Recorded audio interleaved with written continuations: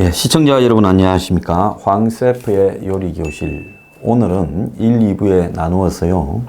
최근에 한국 영화의 이 제작비 거품, 그리고 한국 영화가 대박 아니면 쪽박으로 가게 되고, 예술영화, 독립영화도 거의 아주 싹쓸이로 거의 이제 망하고 있습니다.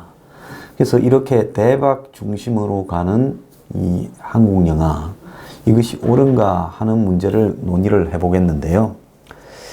자, 전에도 제가 이 이야기를 오래전에도 한번 한 바가 있는데, 저는 솔직히 한국 영화의 제작비 거품에 대해서 매우 좀 우려 섞인 시선으로 바라보고 있고, 이 속에는 뭔가 제작비라고 할 수 없는 측면의 돈들도 포함되어 있는 거 아니냐, 이런 생각을 하고 있습니다.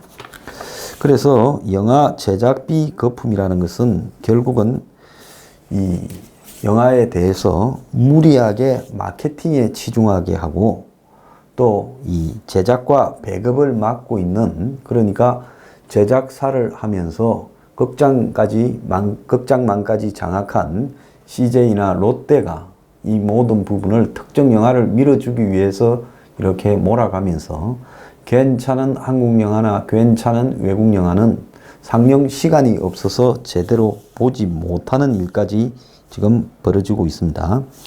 그런데 여기서 이제 우리가 하나 눈여겨봐야 될 거는요. 영화를 이렇게 했을 때 제작사는 얼마를 벌까? 극장은 얼마를 가져갈까? 전에도 한번 다뤘는데요. 영화비가 10,000원이라면, 요즘 10,000원도 더하지만 어쨌든 10,000원이라고 하면 부가세 10%, 또 영화 기금 3%, 이래서 1,300원이 정부로 가고 8,700원을 가지고 극장과 제작사가 4,350원씩 나누게 됩니다.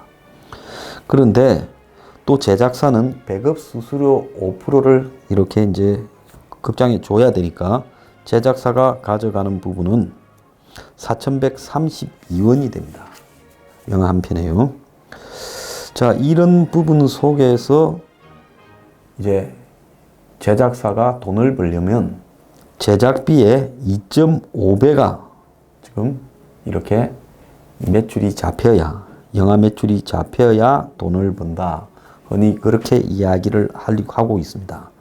근데 최근에는 영화 제작비 안에 마케팅비, 관리비 등이 굉장히 많이 들어갑니다. 영화가 아무리 영화를 잘 만들었다 이런 게 중요한 게 아니라 영화를 홍보를 제대로 하느냐. 솔직히 영화 기사라든지 평에 관한 기사를 가장한 광고들이 굉장히 많습니다. 그래서 그런 부분에도 다 자금이 들어가야 되고, 접대를 해야 되고, 선물을 줘야 되고, 솔직히 뭐 뒷봉투가 왔다 갔다 한다는 이야기까지도 있어요. 이 최근에는 또 배우하고 감독이 인센티브를 받아가는 일까지 많이 나오고 있습니다. 그래서 극장 매출에다가 해외 판권에다가 VOD, 그리고 TV 판권, 이런 것까지 다 넣어서 한마디로 매출이 제작비의 2.5배가 나와야 제작사가 극장에 떼주고 남는다라고 하는 거예요. 그래서 흔히 100만 명이 극장에 가서 봤다 하면 제작사가 순수하게 가져가는 돈은 한 41억 정도로 짐작이 됩니다. 그런데 한국 영화가 이런 거품이 생기기 시작했던 것은 2000년대, 지금 99년, 이런 시점에서 이런 거품이 생기기 시작했어요.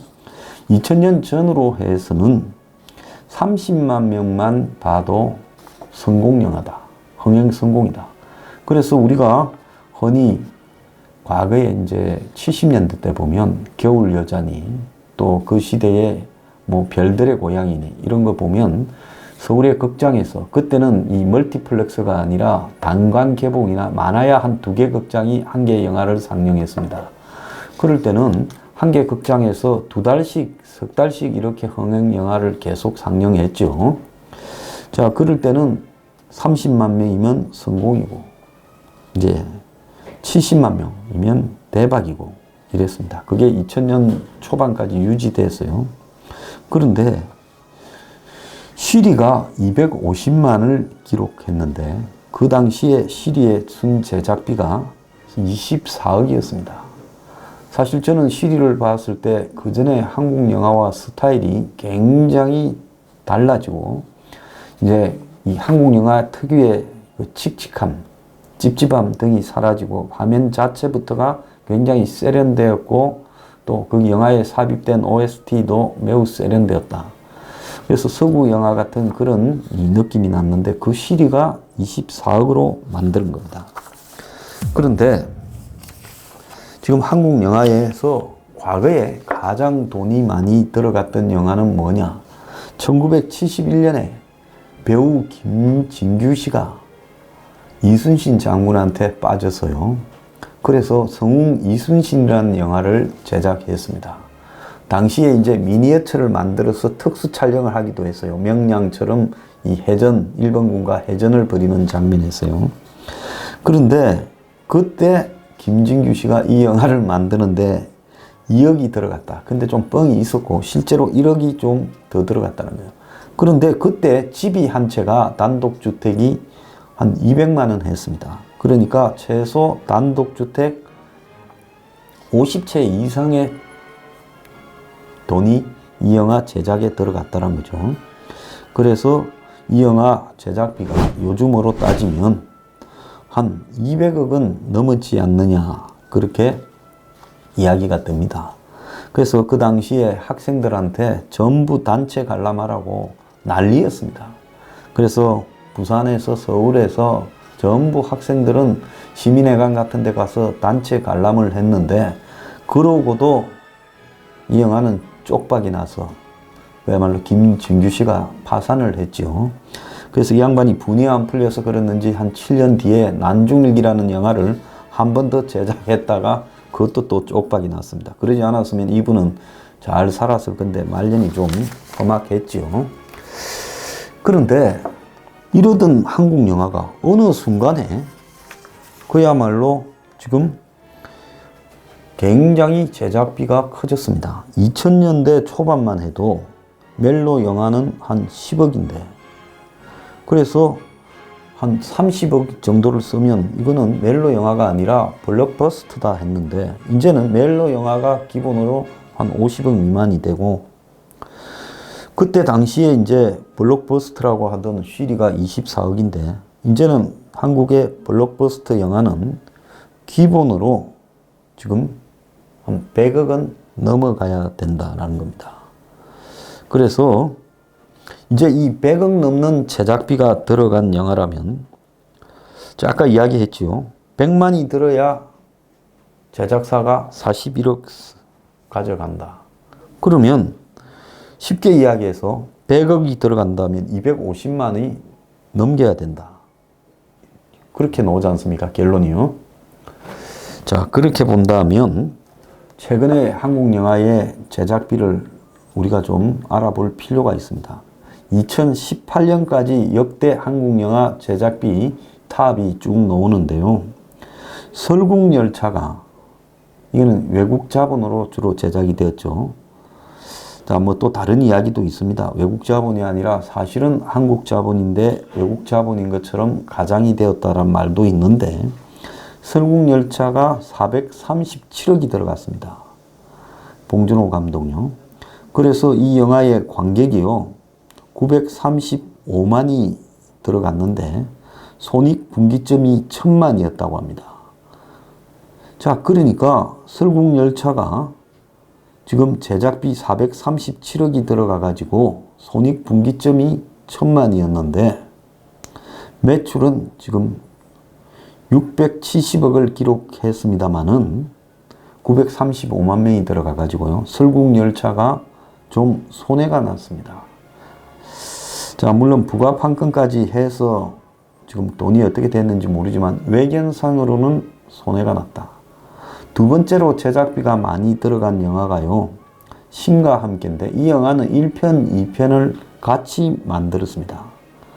그래서 1편이 지금 관객이 1157만, 2편이 1026만이에요. 그래서 1, 2편 합쳐서 이 영화의 손익분기점은 1300만 명이었는데 이 영화는 1, 2편이 합쳐서 2,170만 명쯤 들어갔으니까 이 영화는 돈을 좀 많이 벌었죠. 신과 함께는요. 자, 세 번째로 지금 한국 영화 제작비가 많이 들어간 영화가 군함도입니다. 330억을 넣었는데 손익분기점이 800만 명인데 관객이 659만 들어서 이 영화도 손실이 났다. 이렇게 이야기가 되고요. 네 번째로 제작비가 많이 들어간 영화가 심형래의 디워다. 322억이 들어갔다. 그런데 이 영화의 관객은 785만입니다. 그래서 1000만 명이 들어가야 되는데 관객이 지금 1000만 명이 되지 못해서 이 영화가 손실이 났다라고 알려지고 있습니다. 어쨌든 심형래 씨는 이 영화를 제작하고도 그 뒤에 재정적으로 파산을 했죠. 자, 한국 영화의 한때 시리를 포함해서 차세대 스타였던 강재규 감독이 다시 영화 제작을 잘 못하게 되는 사태가 발생한 게 이 영화 마이웨이입니다.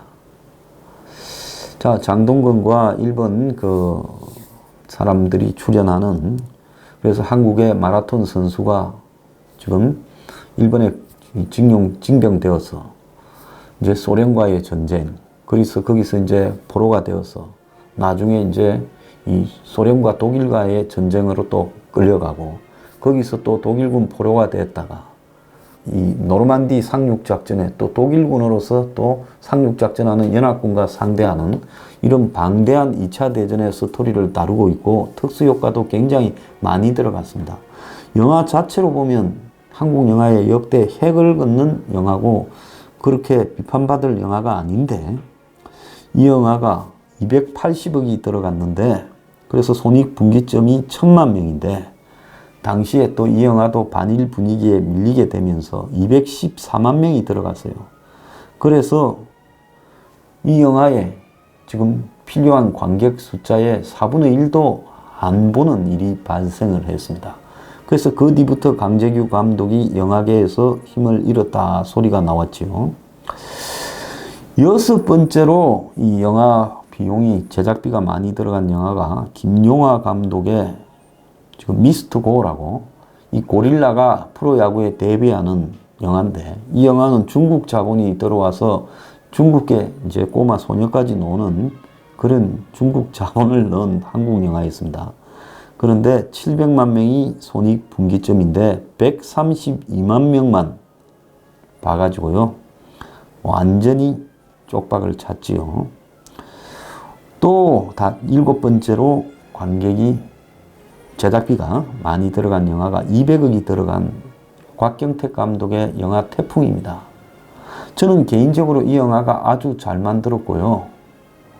그래서 이 영화에 장동건이가 또 등장하죠. 그러니까 크게 말아먹은 영화에 장동건이 좀 자주 등장하네요.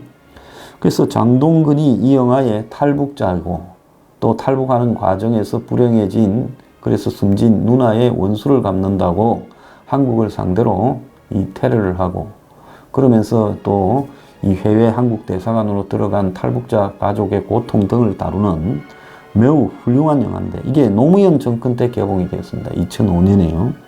그러다 보니까 당시에 이 영화에 대한 여러 가지 이데올로기적 폄훼가 이렇게 되었고 그래서 이 영화 손익분기점이 600만 명인데 347만 명만 들어가지고 이 영화도 손실이 크게 났습니다. 그런데 지금 이 영화가 제가 볼 때는 손실이 날 영화가 아니다. 잘 만든 영화라고 저는 생각을 합니다. 그런데 이 영화가 또 그러니까 시대적인 음해에 걸리면 별 방법이 없어요.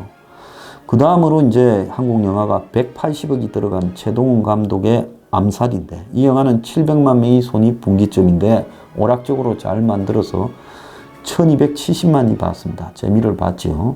그 다음에는 이제 김지훈 감독의 놈놈놈인데 이 영화는 650만 명이 손익분기점인데 668만 명이 봤습니다. 그래서 제작비가 174억이 들어갔어요.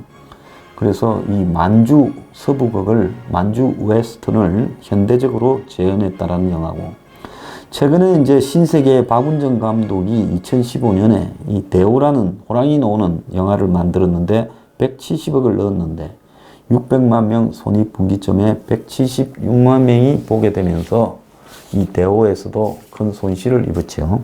그래서 지나치게 부풀려진 이 한국 영화 제작비들 400억에서 뭐 150억 이상의 이런 대박 작품들을, 제작비가 들어간 작품들을 보면요, 과연 그 돈이 다 어디 들어갔을까 하는 의문이 생깁니다. 자, 이런 의문부터 포함해서 2부에서 이 이야기를 좀 더 해 나가도록 하겠습니다.